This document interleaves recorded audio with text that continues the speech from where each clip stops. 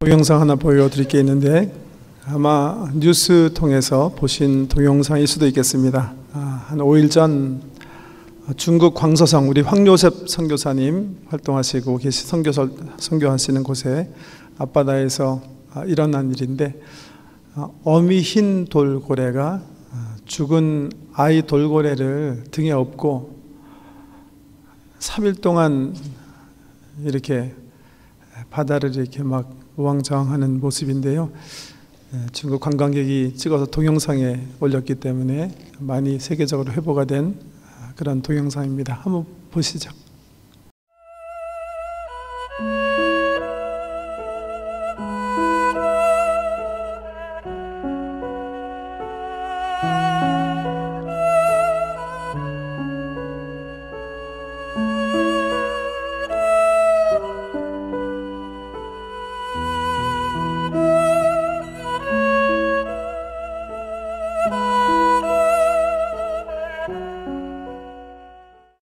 어미 돌고래인데요. 여러 돌고래 가운데에서 마치 호의를 받는 것처럼 어미 돌고래가 죽은 아이랍니다. 학자들이 이렇게 보니까 이미 피가 많이 출혈이 되어 있고, 또 피가 오래전에 출혈이 된 거기 때문에 검붉은 피를 흘리고 죽어있는 돌고래인데 버리지 못하고 계속 안고 가는 참 안타까운 그런 모습의 장면이 지난주 관광객에 의해서 지켜갖고 전 세계적으로 회보가 되고 있습니다. 어미의 마음 참 안 되겠죠, 그죠? 가정, 가족, 누구 말처럼 정말 이중적 감정, 양가적 감정을 느끼는 것이 바로 가정입니다. 한편으로는 생명의 원천이기도 하고 사랑과 평강을 다른 어떤 데보다도 느끼는 데인데, 또 반대로 우리를 아프게 하고 또 좌절하게 하고 외롭게 하는 것이 또한 가정입니다. 우리 지난주에 함께 생각해 본 다윗이 바로 그런 케이스예요. 영적으로는 하나님을 가장 사랑했고 하나님을 가장 많이 알고 있는 사람이다, 그렇게 얘기할 수 있는데, 다윗의 가정 역사는 그 정반대입니다. 아이들 때에서 특별히 엄청난 비극들이 일어나고, 노년에 다윗은 참 쓸쓸한 삶을 이렇게 마감하는 그런 외로운 모습을 우리가 성경에서 볼 수가 있습니다. 우리 정말 좋은 부모인가라는 주제를 걸어놓고 지난주부터 말씀을 드리기 시작했는데요. 이 주제로 말씀을 드리는 이유는 가정이 그만큼 우리 삶에 있어서 중요하기 때문입니다. 보통 세상 사람들은 행복을 말할 때 가정의 행복을 얘기해요. 가정이 행복하면 행복한 거고 행복하지 않으면 행복한 거 아니다, 그렇게 얘기할 정도로 가족은 자기 삶의 만족도에 있어서 가장 중요한 장소입니다. 아무리 사회적으로 성공했더라도 가정이 화목하지 못하고 행복하지 못하면 그 사람의 삶은 참 행복하지 않는 그런 삶이다, 그렇게 말할 수가 있고요. 사회적으로는 남보다 떨어지는 삶을 살았더라도 가정이 화목하고 가정 안에서 행복을 맛보며 사는 사람들은 인생의 행복을 맛보며 사는 사람들이다, 그렇게 말을 할 수 있을 만큼 가족은 굉장히 중요한 겁니다. 우리들의 삶 속에서도요, 다윗처럼 작년이나 노년에 자식과의 관계가 소원해지거나 화목하지 못했기 때문에 고립과 외로움을 느끼며 사는 그런 분들이 계십니다. 그런가 하면 청년, 중년 때에 부모와의 관계가 소원해지고 풀리지 않기 때문에 갈등 속에서 괴로움을 맛보며 답답함 속에 사는 사람도 있습니다. 이번에 우리는 정말 좋은 부모인가 주제를 통해서 목적하는 바는 회복입니다. 우리 삶에 있어서 가장 중요한 가족이 주님의 은혜와 말씀 그리고 사랑 가운데서 해보고자 하는 것이 이번 말씀 주제의 목적이 되겠습니다. 말씀을 받으시면서 두 가지 좀 생각하셔야 될 것 같아요. 아직 부모이신 분, 또 부모가 되실 분, 아직 자녀들을 양육할 수 있는 기회가 있으신 분은 이번 말씀을 받으면서 내가 어느 부분에서 내가 좀 새롭게 해서 보다 건강한 부모가 될 수 있을까 한번 생각해 보는 계기가 되셨으면 정말 좋겠어요. 그런 관점에서 두 번째 꼭 우리가 점검하면서 들어야 되는데 자기 발견입니다. 자기 발견. 신앙생활에 있어서 내가 나를 아는 것보다 중요한 게 없어요.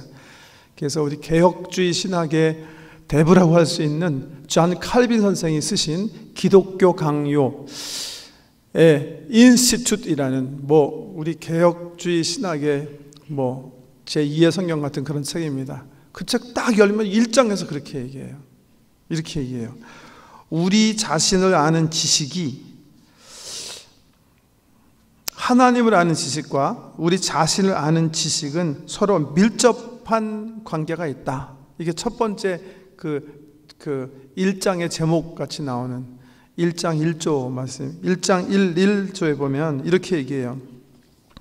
인간이 자신에게 만족하고 자신의 비참함을 모른다면 그 상태에 머물러 있기를 바랄 것이기 때문에 자신을 바로 알아야 하나님을 바로 알 수 있다. 즉 자신을 아는 지식이 하나님을 찾고 발견하게 한다 그랬어요. 어떤 사람이 하나님을 발견하냐면 자기 자신을 잘 아는 사람, 자기 자신에 대한 정말 진실된 지식이 있는 사람이 하나님을 발견하려는 마음도 생기고 발견할 수 있다. 나중에 좀 그의 설명을 들어보면 실질적으로 자기 자신을 아는 그 지식만큼 사람이 하나님에 대한 지식도 안다. 그런 말을 해요. 내 자신을 내가 아는 게 참 중요하다. 자주 말씀드린 말인데 내가 나를 어떻게 알 수 있을까? 내가 나를 구성한 요소들을 잘 살펴보면 알 수가 있어요. 사람을 연구하는 학자들의 말에 사실 우리들의 삶, 우리들의 성품이나 행로나 습관이나 이런 것들은 거의 전부가 유년기 때 결정된대요. 그래서 우리는 유년기 때 결정된 삶을 그냥 살아갈 뿐이다. 그렇게 표현하는데요. 우리 유년기 때 우리의 삶을 결정하는 중요한 요소가 3가지가 있습니다. 하나는 부모예요. 두 번째 유전자입니다. 세 번째는 환경이에요.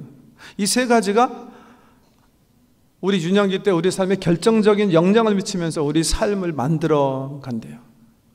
부모, 유전자, 환경. 유전자 바꿀 수 있어요? 바꿀 수 없어요? 바꿀 수 없어요.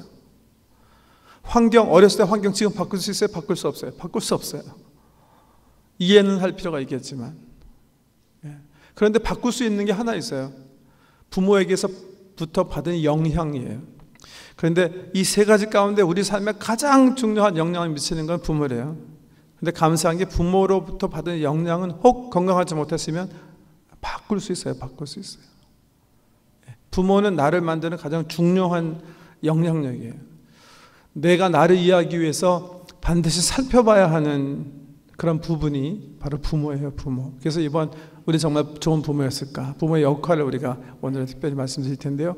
살펴보면서 내가 어떤 사람인가 좀 살펴봤으면 좋겠어요. 내가 나된 것, 나의 성품, 나의 습관 이런 것들이 굉장히 많이 내 부모의 영향인 거 발견하셔서 그 속에서 내 스스로가 기도할 제목들을 얻었으면 좋겠어요. 그래서 하나님의 은혜를 구할 수 있었으면 좋겠습니다. 오늘 또 역시 개괄적인 말씀이 되겠습니다. 오늘은 부모의 역할, 성경이 얘기하는 부모의 기본적인 역할 4가지 말씀드리겠고 다음 주부터 시작해서 그 역할을 성실하게 감당하지 못했을 때 알게 모르게 자녀들에게 실수하는 부모의 잘못 17가지 성경에서 얘기하시는 거 지적해드리겠고 세 번째 마친 다음에는 어떻게 하면 회복할 수 있을까? 그 회복의 길 성경에서 말씀하시는 말씀을 드리려고 합니다. 오늘은 성경에서 말씀하시는 부모의 기본 역할입니다. 4가지인데요. 첫 번째, 자녀들의 의식주에 대한 책임입니다. 성경 말씀 잠언 31장 피지 마시고 우리 화면으로 좀 보여주세요. 그는 양털과 삼을 구하여 부지런히 손으로 일하며 상인의 배와 같아서 먼 데서 양식을 가져오며 밤이 새기 전에 일어나서 자기 집안 사람들에게 음식을 나누어 주며 여종들에게 일을 정하여 맡기며 밭을 살펴보고 사며 자기 손으로 번 것을 가지고 포도원을 일구며. 잠언 31장에서 솔로몬이요 현숙한 아내, 현숙한 여인에 대해서 얘기하면서 한 말이에요. 그 다음 말씀도 한번 보여주실래요? 잠언 31장 27, 29절에 보면 자기의 집안일을 보살피고 게을리 얻은 양식을 먹지 아니하나니 그의 자식들은 일어나 감사하며 그의 남편은 칭찬하기를 덕행 있는 여자가 많으나 그대는 모든 여자보다 뛰어나다 하느니라. 성경은요, 남여, 아빠 엄마가 둘 다 경제 동반자로 가정의 의식주를 성실하게 일하면서 책임지도록 규명하고 계십니다. 어떤 분들은 성경에는 여자들은 일 안 해도 된다 그렇게 얘기하셨다는데, 저 성경은요 지금부터 4,000년 전에 쓰여진 성경이지만 저렇게 21세기에 읽어도 손색이 없을 만큼 남녀 평등을 얘기하고 계십니다. 현숙한 여인들에 대한 그런 얘기예요. 부모들이 성실하게 일해서 얻어온 그 경제를 가지고 편안하게 의식주를 걱정하지 않고 살 수 있게 하는 것이 부모의 책임입니다. 자녀들이 누릴 권리이기도 하고요. 왜? 성경은 그렇게 구조를 만드신 거예요. 하나님께서 가정의 제도를 세우실 때 부모를 통해서 특별히 어린 자녀들의 어떤 의식주를 책임지도록 하는 구조로 그렇게 만드셨다는 거예요. 자녀들 가운데 부모님들이 경제적으로 부유하지 못했기 때문에 상대적으로 빈곤을 느끼는 사람이 있어요. 그것 때문에 좌절도 느끼고 그것 때문에 외로움과 소외감을 느끼는 사람이 있습니다. 그러나 걱정하지 마십시오. 학자들이 분명히 일러주시는데요, 그 상대적 빈곤, 이거는 자녀들에게 있어서 그렇게 중요하지 않습니다. 언제 중요해지냐면요, 부모님들이 가난을 부끄럽게 여기게 되면 그게 심화된대요. 내가 올바로 살지 못했어요. 내가 성실하게 살지 못했어요. 내가 게을렀어요. 그렇기 때문에 충분하게 얻지 못했어요. 그래서 아이들이 가난하게 살아요. 그래서 여행 가지 못했어요. 그래서 좋은 옷 입히지 못했어요. 그 문제가 되는 거예요. 그런데 내가 성실하게 일했어요.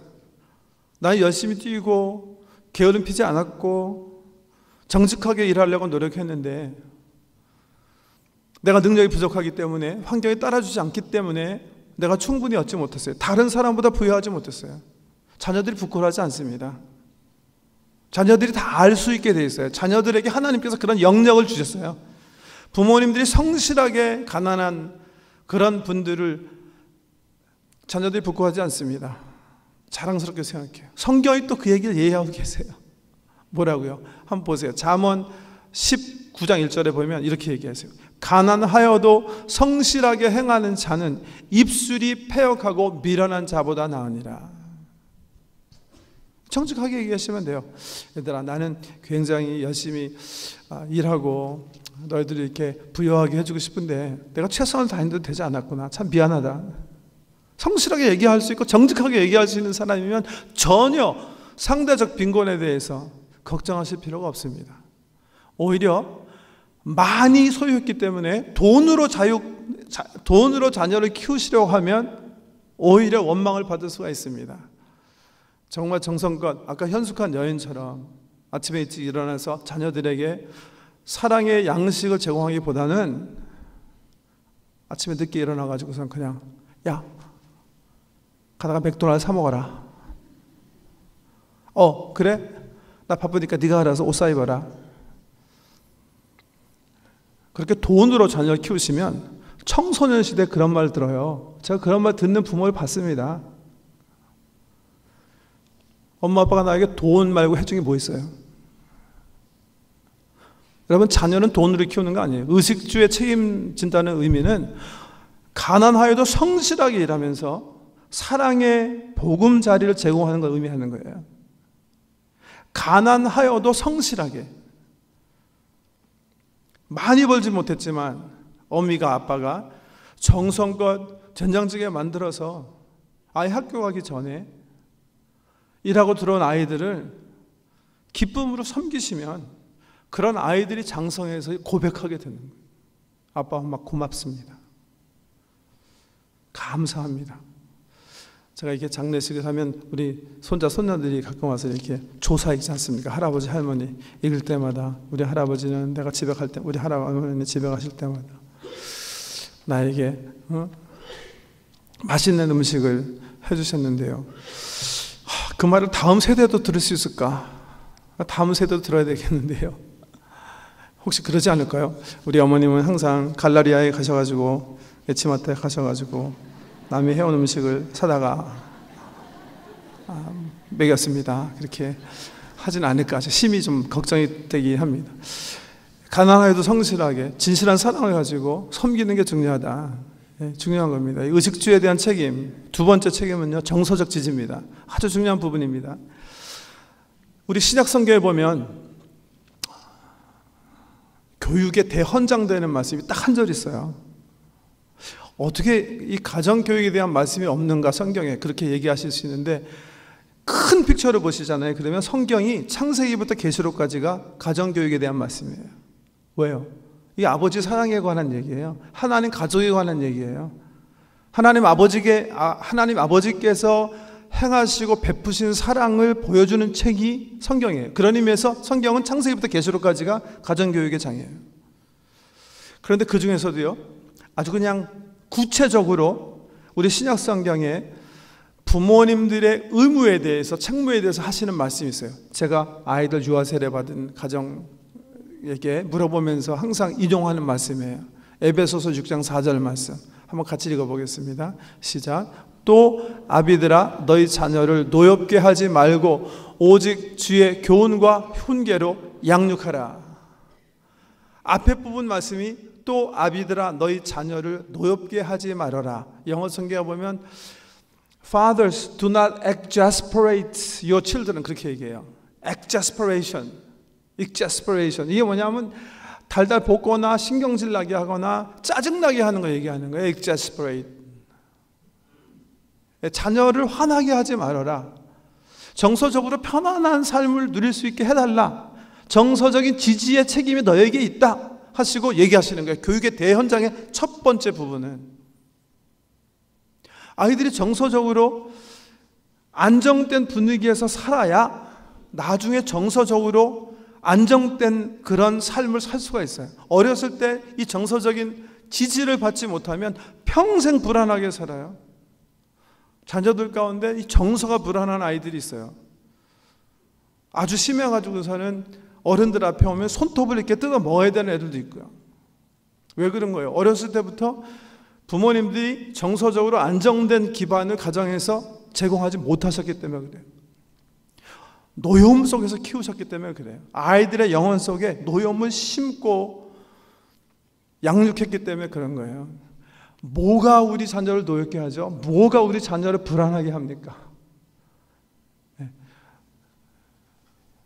두 가지 아주 큰 틀이 있어요. 제가 전도서 사역 사업부터 시작해서 우리 청년들, 우리 중고등학생들, 대학생들, 그들과 생활하면서 발견한 가장 중요한 것 첫 번째, 이들을 영원하게 불행하게 하고 화나게 하고 막 부끄럽게 하고 가정에 대해서 막 수치스럽게 느끼게 하는 부모님들이 잘못하는 거 하나 있어요. 꼭 해야 될 거 있어요. 뭔지 아시죠? 이제 하도 제가 자주 말씀드려서 아빠 엄마가 사랑하는 거예요. 아빠 엄마가 깊이 사랑하지 않을 때 아이들이 극심한 불안 속에 사는 거예요. 그래서 여러분, 우리 부모님들이 정말 자녀에게 해줄 수 있는 가장 중요한 거는 사실 돈 갖다 주는 것도 아니고요, 과외 공부 뭐 비싼 데 보내는 것도 아니고 좋은 옷 사주는 것도 아니에요. 좋은 여행 보내주는 것도 아니에요.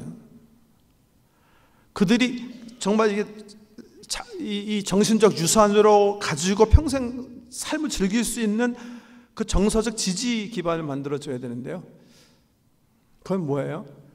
제일 중요한 기본적인 틀은 첫째, 아빠 엄마가 사랑하는 보금자리를 경험하게 해주는 거예요. 그거 없으면 아무 소용없는 거예요. 일단은요, 그거 없으면 불안정한 거예요. 아이들이 집에 가기 싫어하는 거예요. 집에 대한 동경이 없는 거예요. 가정에 대한 그리움이 없는 거예요. 어떻게 되면 아빠 엄마가 사랑하지 않아요. 집에 지금 전쟁이 일어나는데 왜 지금 그 아이들이 그 가정으로 돌아가기 원하겠습니까? 그러니까 떠나기 원하는 거예요. 가능한 멀리. fight이라는 feeling은 flight이나 anger. fight은요, fight이나 flight이라는 감정을 유발한다고 그러죠. 도망가거나 같이 싸움하거나 둘 중에 하나예요. 그러니까 정서적으로 굉장히 큰 상처를 가진 자녀들을, 그리고 굉장히 불안해하는 자녀들을 그 속에서 만들어내는 거예요. 정말 우리 부부들이, 아빠 엄마들이 자녀들에게 최상의 교육, 최상의 사랑을 표현하시기 원하시면 가장 신경 써야 되는 부분이, 그래서 저는 남편과 아내, 아빠 엄마 관계를 잘 셀리브레이트 하는 거예요. 사실 이 틀만 제대로 이루어지면 나머지 교육은 자동으로 돼요. 그래서 나중에 이제 공부하면서 우리가 살펴보겠지만 그 남녀의 관계, 그 아빠 엄마의 관계는 더군다나 우리 자녀들을 향한 장신적인 유산이에요. 그분들이 한 대로 꼭 반복해서 살게 돼 있어요. 우리 자녀 가운데 그 삶이 꼭 엄마 아빠 같은 사람이 반드시 가정을 시스템으로 보는 이 시스템 티어리에 의하면 반드시 그렇게 다시 반복되어지는, 죄송한 말씀이지만 가정에서 구타가 있잖아요. 그러면 불행하게도 그 다음 때에서 반드시 구타가 일어나요. 맞고 자란 엄마, 부모, 그런 부모 속에서 자란 아이들은 반드시 맞게 돼 있어요, 여러분. 때리는 부모 속에서 자란 사람들은 치유되지 않으면 반드시 때리게 돼 있어요. 어떤 분이 책에 보니까 가정의 가계의 저주를 끊어라 그래갖고 뭔가 영적으로 사탄이 가정에 진을 치고 있어가지고 그게 이렇게 유산으로 내려간다 그러는데, 영적으로 잘못된 게 아니라 내가 잘못됐기 때문에 내려가는 거예요. 내 속에 있는 나쁜 습관들이 아이들에게 전수되는 거예요. 내가 경험한 좋지 못한 그런 경험들이 아주 교묘하게 내 자녀 때에서 정신적, 문화적 유산으로 내려가게 돼 있어요. 그만큼 이 부부의 관계 너무 중요한 거예요. 잘 살피셔야 돼요. 정서적 지지 기반에 제일 중요한 건 부부, 아빠 엄마 사랑이라. 두 번째는요, 큰 틀이요, 신뢰예요. 신뢰. 아이는 아이고 어른, 부모는 부모예요. 아이는 뭐 할 수 있어야 되죠? 실수하고 넘어지고 다시 일어날 수 있어야 돼요. 그런 각도에서 아이들은 항상 이렇게 고백할 수 있어야 되는 거예요. 세상은 다 나를 버리더라도 엄마 아빠는 나를 안 버려. 세상은 나를 용서하지 않지만 그래도 엄마 아빠는 나를 그대로 용납해. 내 친구들까지도 나를 믿지 못할 정도로 내가 망가졌지만 그러나 우리 엄마 아빠는 그래도 나를 믿어. 그렇게 고백하시면 돼요. 그게 정서적 지지예요. 왜요? 아이들이 그렇게 얘기할 수 있는 곳은 가정밖에 없어요. 사회는 용납하지 않아요. 친구들은 용납하지 않습니다. 계약적 관계이기 때문에 그렇습니다. 그렇지만 가정은 하나님께 세우실 때 계약적 관계를 세우시지 않으셨어요. 너 그다면 나도 그렇다고 그렇게 세우지 않으셨어요. 우리가 결혼 소유할 때도 언컨디셔널하게 하잖아요. 당신이 돈 못 벌어더라도, 당신이 나에게 아픔이더라도, 당신이 나에게 상처를 주더라도 내가 당신을 영원히 사랑하겠습니다. 예수 그리스도의 언컨디셔널한 그 파운데이션에 세워진 게 바로 가정이에요. 자녀들이 그 무조건적인 사랑의 축복을 누려야 돼요. 어떤 경우라도 I love you, I accept you, I forgive you, I trust you 하는 메시지를 듣고 어느 장소에서 어떤 잘못을 하고 어떤 불행한 일을 당하더라도 고백할 수 있어야 되는 거예요. 그것이 하나님께서 가정을 세우신 근본적인 목적이에요. 하나님의 거룩한 사랑을 부모를 통해서 느낄 수 있도록, 그래서 자녀들이 성장할 수 있도록, 넘어지면 다시 일어날 수 있도록 그 두 가지 틀을 잘 마련해 주는 것이 부모가 자녀들을 향한 정서적 지지에 책임을 지는 거예요. 오늘 큰 틀들 우리 얘기하고 넘어가는 거니까 큰 틀 꼭 기억하시면 돼요. 세 번째 부모의 책임, 부모의 역할. 세 번째는요, 영성과 도덕성 교육 책임이에요. 성경에서 많이 얘기하세요. 특별히 부모님에 대해서 얘기할 때 교회에서 아주 자주 말씀하시는 거예요. 에베소서 6장 4절 말씀 하반절에 보니까 또 아비들아 너희 자녀를 노엽게 하지 말고, 그 다음에 뭐예요? 오직 주의 교훈과 훈계로 양육하라. 구약에 보면 잠언 22장 6절 말씀 한번 보여주실래요? 준비 안 됐나요? 네. 잠언 22장 6절. 네. 마땅히 행할 길을 아이에게 가르치라. 그리하면 늙어도 그것을 떠나지 아니하리라. 언제 가르쳐요? 어렸을 때 잘 가르쳐라. 그래서 나이 들어서도 그 교훈 속에서 살게 해라. 부모들이 가져야 하는 가장 중요한 책임 중에 하나입니다. 영성, 하나님을 아는 신앙교육, 그다음 도덕적으로 올바로 살 수 있게 하는 그런 교육의 책임이 누구에게 있어요? 부모에게 있어요. 예. 그런데 이 부모에게 가리키는 거 하면 금방 아마 생각나는 잠언 말씀 중에 하나가 말 듣지 않는데 때려라, 체휼해라 하는 말씀일 거예요. 왜? 교육의 삶이 중요하기 때문에 아이들이 말 듣지 않으면 정말 이렇게 사랑의 회초리로 때리도록 또 성경에 얘기하시기 때문에 부모님들이 아주 그냥 화났을 때 잘 사용하는 말씀인데, 여러분 잘못하다가 이거 하면 어떻게 되는지 아시죠? 캐나다에서 애들 때리다 걸리면 가시는 거예요. 교도소로. 조심하셔야 되고요. 그렇지만 카나다 법에도 체휼에 대한 규정이 있어요. 아이들 이렇게 그 사랑의 매를 때리실 수가 있어요. 법적으로 어떻게 때리시면 되냐 하면 잘 설명해야 돼요. 처음에 화난 중에 때리면 안 돼요. 화난 상태에서 아이를 때리면 그거는 assault, 그러니까 그 폭행이라고 생각하기 때문에 잡혀가시는 거고요. 잘 사랑으로 설명하고 왜 내가 너를 체벌한지 설명한 다음에 흉기를 사용하지 않고, 우리말로 막대기를 사용하지 않고 손바닥으로 때리게 돼 있어요. 때리되 상처나지 않게 때려야 돼요. 궁뎅이를 때렸는데 막 빨간 줄이 쭉쭉 났다. 그거는 폭행이에요. 사랑의 매가 아니라고 생각해. 카나다 법에는요. 네. 행할 길을 가리켜라. 여기서 키워드가 하나 있어요. 키워드. 어떻게 가리켜야 할까요? 어떻게 가리켜야 되죠? 저는 이때 가장 중요한 건 우리 예수님이라고 생각해요. 예수님처럼 가리키셔야 돼요. 무슨 말입니까? 모범으로 가리키시는 거예요. 입으로도 가리키셔야 돼요. 어떻게 살아야 될까? 그런데 입에서 말하는 것이 반드시 어떻게 돼야 돼요? 내 삶의 모습과 매칭돼야 돼요. 내가 기도하지 않는데 야 기도해라. 내가 예수 잘 믿지 않는데 야 예수 믿어라.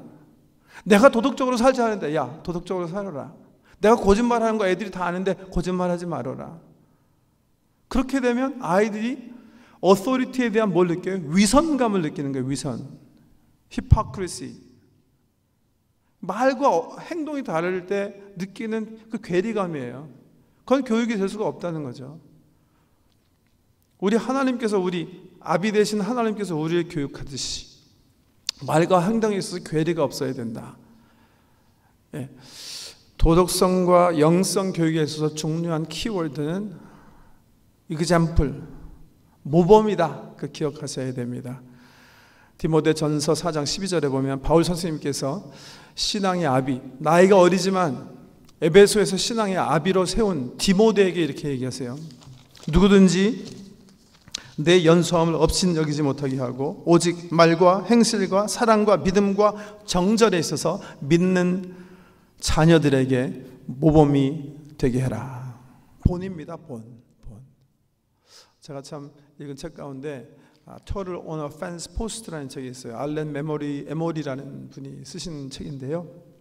알렌 메모리는 사업가예요. 큰 사업가인데 빌리 그레암 목사님과 함께 빌리 그레암 재단에 어떤 재정적인 후원도 하시면서 같이 통역자로 많은 헌금을 통해서 복음 사업에 힘쓰신 분인데요. 그분이 아주 이렇게 짧게 자기의 삶의 중요한 deciding moment, 결정적인 순간들을 이렇게 수필 형식으로 적은 글인데, 그 중에 한 챕터의 제목이 참 재밌어요. What would my daddy do? 우리 아빠라면 어떻게 하셨을까? 그거예요. What would my daddy do? 이 사람이 사업가이기 때문에 사업하시는 중에 자기가 조금만 눈 감고 조금만 세상과 타협하고 조금만 세상과 불의와 타협하면 보다 엄청난 재산을 모을 수 있는 기회가 있었다는 거예요. 그런데 그때마다 이 사람이 그런 습관이 언제부턴가 생겼다는 거예요. 우리 아버지라면 어떻게 하셨을까? 아버지도 사업가였거든요. 자기보다는 적은 사업가였지만 우리 아빠는 어떻게 하셨을까? 그런데 이 질문을 할 때마다 자기는 불의와 타협할 수 없었대요. 자기는 거짓과 함께 할 수 없었다는 거예요. 그래서 손해보지만 그냥, 남들은 바보라고 생각하지만 그냥 근데 하나님께서 그걸 축복하신 거예요.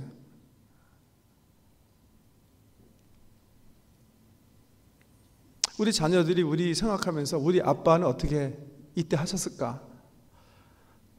우리 엄마라면 어떻게 하셨을까? 그게 교육이에요. 그게 영성, 도덕성의 교육이에요. 그거 이상, 그 이하도 우린 아이들 교육할 수 없습니다.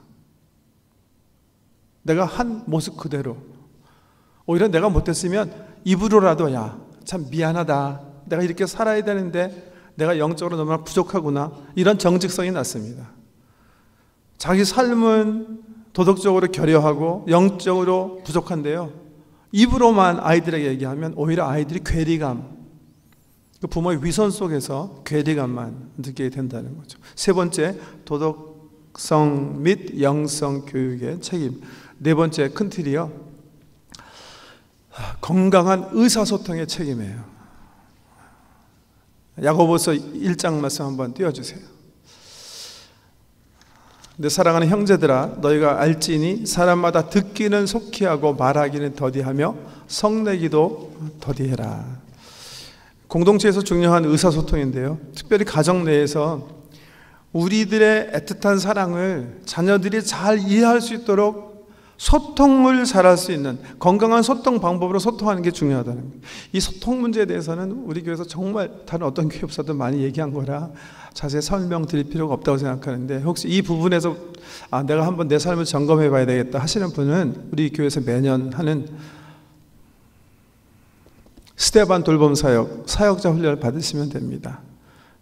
25주 50시간 동안 훈련 받는 게 바로 의사소통에 관한 거예요. 특별히 들음에 관한 거. 의사소통이라는 게 복잡한 것 같지만 아주 간단합니다. 두 가지입니다. 잘 듣고 잘 얘기하는 거예요. 잘 듣는 거 중요합니다. 그래서 성경에 보면 듣기는 속히 하고 말하기는 더디해라, 그렇게 얘기하세요. 잘 들어주는 거. 들어주는 거 점검하시기 위해서 두 가지 좀 생각하시면 됩니다. 잘 듣는 사람이 안 하는 거예요. 말 끊는 거 안 해요. 말 끊으시면 안 돼요.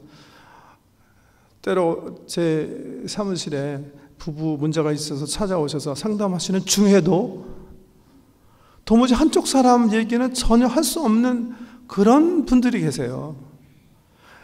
이 사람이 얘기하려면 그냥 또 끼어들고, 이 사람 얘기하면 끊어두고. 이 가정의 문제는 이 사람이 얘기하는 문제가 아니라 이 사람의 말의 습관이 문제예요. 습관이. 그것부터 고치셔야 되는 거예요. 저 1부 예배 때는 더 자신 있게 얘기했는데 2부 예배 때는 제 아내가 있기 때문에, 자, 이 부분은 너무나 문제가 많기 때문에 제가 말 잘 끊어요. 이게 문제입니다. 그러시면 안 돼요. 근데 이건 고백하는 거예요.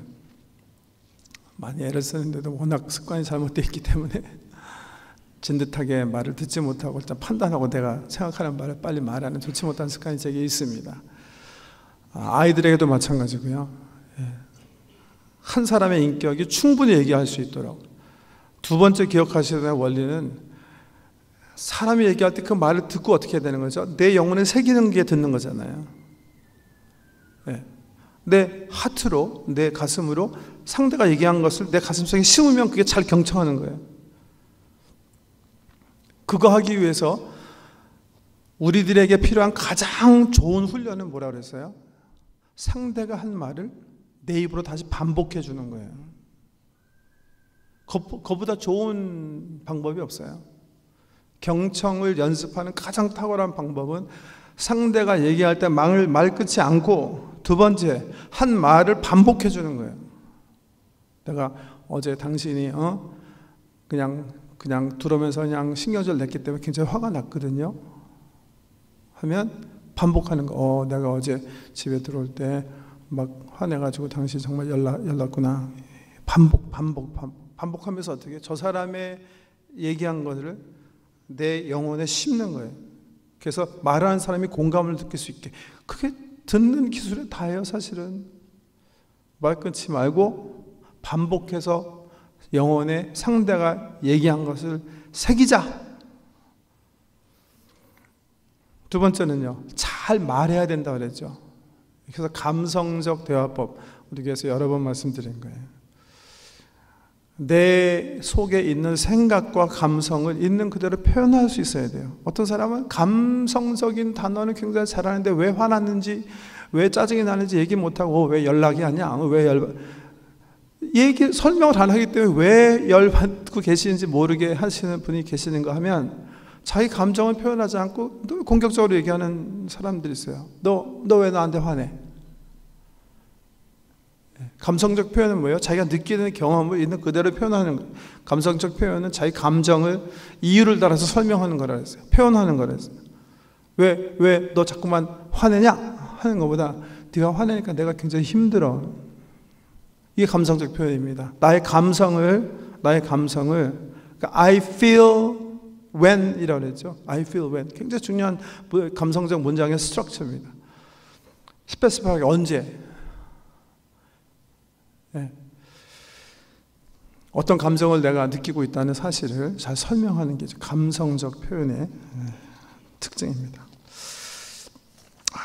네 가지 성경에서 얘기하는 가장 큰 틀이에요. 이것 잘못했을 때, 이것을 성실하게 행하지 못했을 때, 또 알게 모르게 범하는 그 실수들이 있습니다. 그리고 그 실수들 때문에, 잘못들 때문에 자녀때에서 나타나는 아픔들이 있습니다.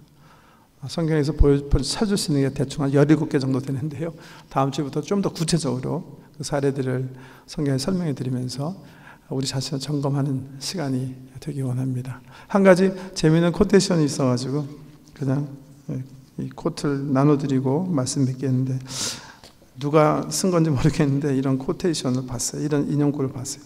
어리석은 부모는 자식을 자랑거리로 만들고자 하는 부모요, 지혜로운 부모는 자신의 삶을 자식들의 자랑거리가 되게 하는 부모다 하는 말이에요. 참 깊이가 있는 말이다 그렇게 생각했어요. 어리석은 부모는 자식을 자랑거리로 만들고자 하는 부모요, 지혜로운 부모는 자신의 삶을 자식들의 자랑거리가 되게 하는 부모이다. 기도하십시다.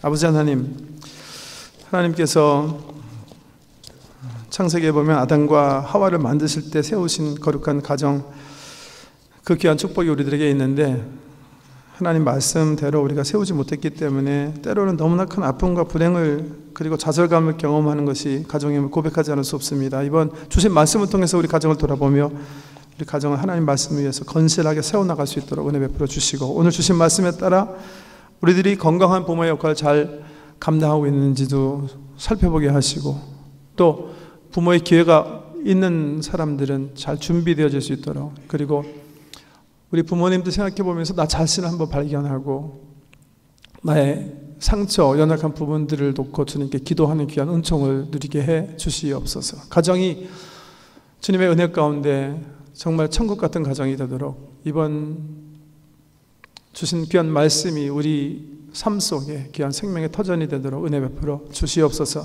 예수님 이름으로 기도드립니다.